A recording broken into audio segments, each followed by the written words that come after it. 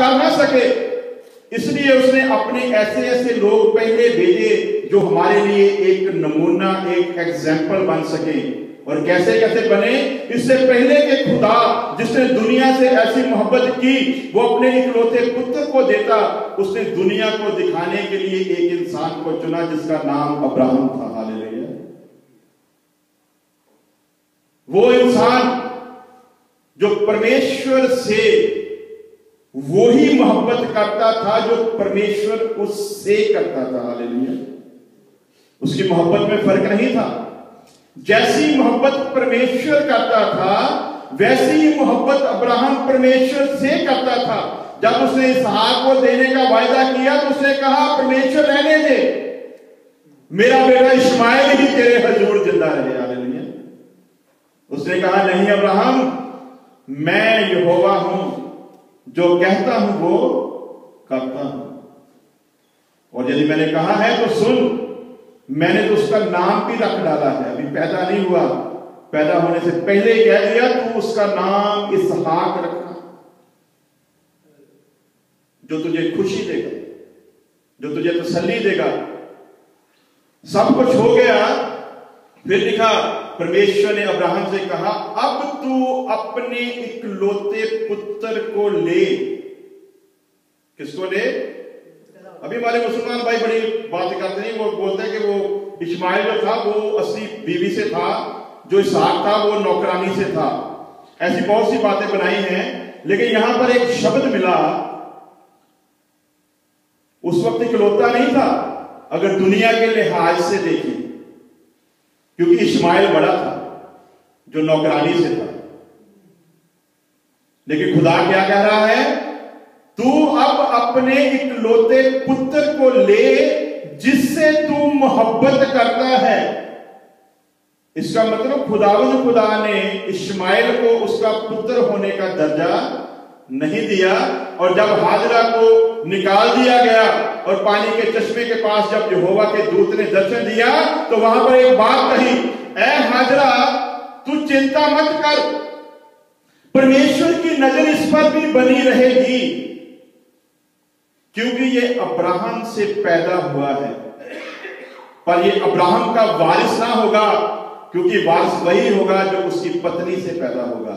इसलिए यहां पर लिखा गया तू अपने इकलौते पुत्र को ले, मोरिया देश में जा और वहां पर जितने पहाड़ हैं उनमें से मैं तुझे बताऊंगा, उनमें से एक पहाड़ जो मैं तुझे बताऊंगा उस पर जाकर तू इसे कुर्बान कर दे।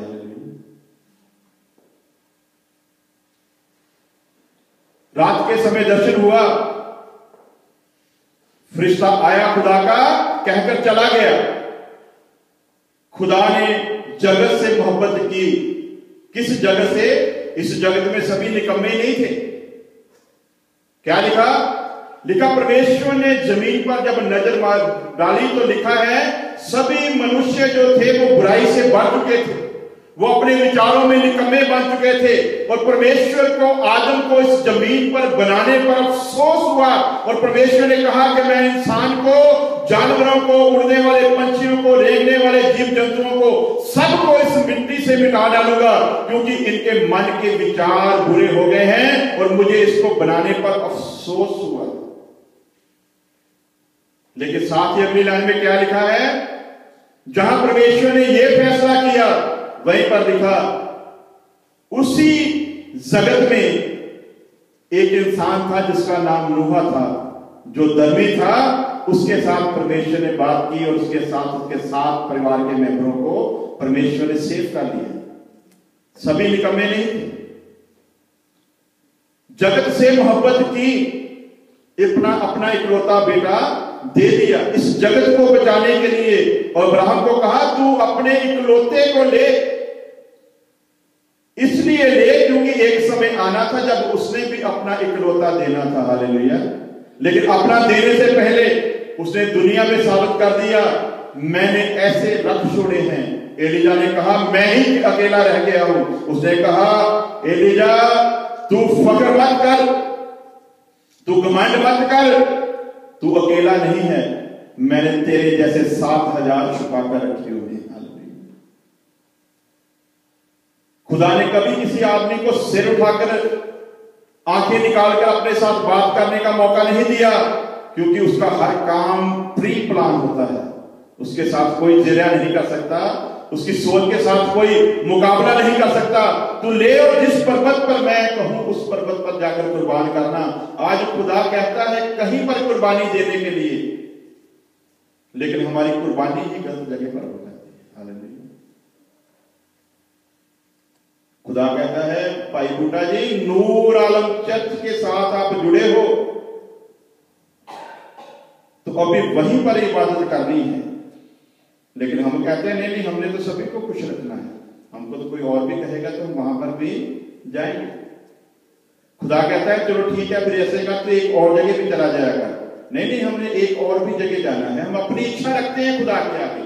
गुस्सा नहीं करना, वैसे एग्जाम्पल दे रहा हूं मैं अपने आप में, मैं भी शामिल हूं।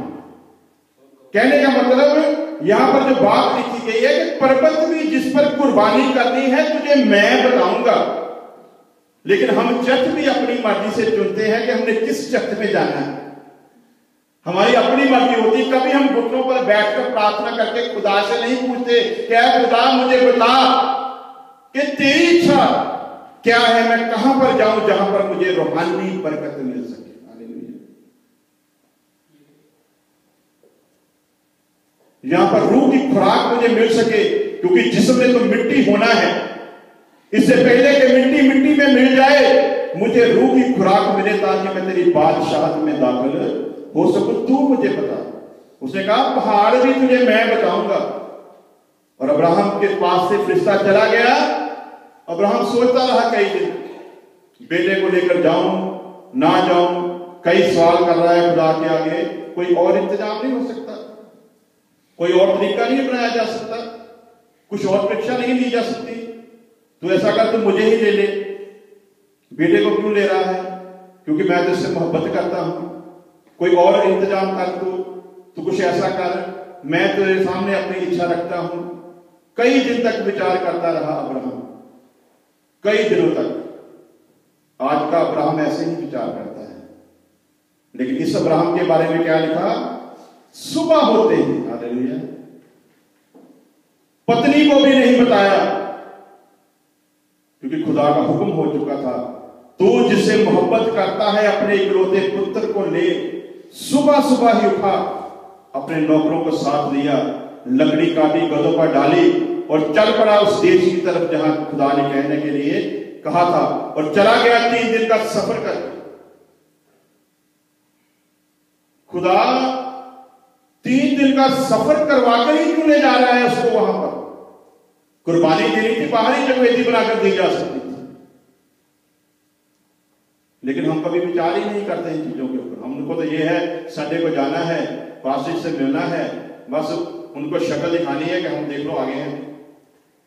तो हम कभी कभी तो चर्च में भी इसलिए आते हैं कि हमने खुदा के दास के ऊपर एहसान करना है कि हमने आना नहीं था, तुम्हारी खातिर आ गए हैं, आपने फोन किया था। इसका मतलब खुदा के लिए नहीं आए।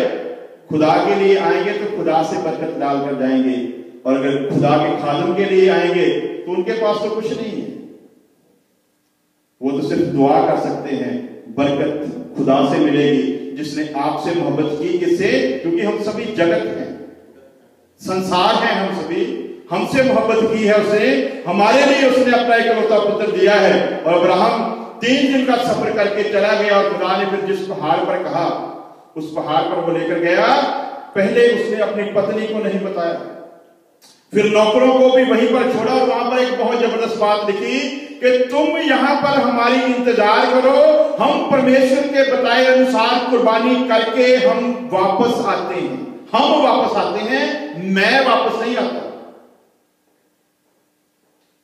लेकिन अब्राहम को पता है, अब्राहम इसलिए नहीं लेकर जा रहा कि खुदा ने इसको मुझको वापस दे देना है। हम चंदा डालते हैं लेने के लिए कि आएगा, दसवां देते हैं लेने के लिए आएगा, कुछ भी करते हैं यही सोचकर कि उसने कहा था भूखे को तुम खाना खिलाओगे तो सब लोग मुझको खिलाया, नंगे को कपड़ा पहनाओगे सब लोग मुझको पहनाया। तो हम क्यों ये करते हैं? इसलिए नहीं करते कि ये हमारा फर्ज है, इसलिए करते हैं कि ये करेंगे तो कुछ ना कुछ प्राप्ति के लिए करते हैं। अब्राहम प्राप्ति करने के लिए, उसको जिंदा वापस लाने के लिए नहीं ले जा रहा, अब्राहम एक बात साबित करना चाहता है, ऐ खुदा, जैसी मोहब्बत तूने जगत से की है वैसी मोहब्बत मैंने तुझसे की है। हालेलुया। तेरी मोहब्बत और मेरी मोहब्बत के बीच में ये इकलौता पुत्र क्या है? अगर 100 पुत्र भी होते तो मैं तेरे नाम पर कुर्बान कर देता। हमने क्या कुर्बान किया है खुदा के? उसने कहा मैं जाता हूं, हम जाते हैं, कुर्बानी करके वापस आते हैं। रास्ते में बेटा पूछ रहा है, डैडी एक बात तो बताओ, सारा इंतजाम तो है, कुर्बानी का मेमना कहां है? और यहां पर भी अब्राहम क्या कह रहा है? बेटे को नहीं बता रहा है कि मेमना बेटा तू ही है। कैसा फक्र है उसे खुदा की मोहब्बत पर। क्यों फक्र है? क्योंकि जैसी खुदा ने मोहब्बत की है वैसी मोहब्बत वो कर रहा है। उसने कहा बेटा सामान सारा है, लेकिन मेमने का इंतजाम वो जिसने भेजा है वो खुद करेगा। हालेलुया। और जब सब कुछ बेटे को साथ लेकर तैयार कर लिया, बेटा उठा कर लकड़ी पकड़ा रहा है, जगवेदी बनाई जा रही है, लकड़ी उठाकर वहां पर रखने वाले को पता नहीं है, पकड़ाने वाले को पता नहीं है कि इस कुर्बानगाह पर मेरा पिता मुझे ही लिटा देगा। हालेलुया। क्या कुर्बानी की है हम लोगों ने खुदा की मोहब्बत के लिए? 10-20 डॉलर चंदा डाल के हम लोग बड़े फख्र से कहते हैं, $20 मेंबरशिप देकर बड़े फख्र से कहते हैं हम मेंबरशिप देते हैं जी, हमारे साथ ध्यान से बात करो। कुछ भी नहीं किया है हमने खुदा के। इसने पुत्र कुर्बान गाह के ऊपर लिटा दिया।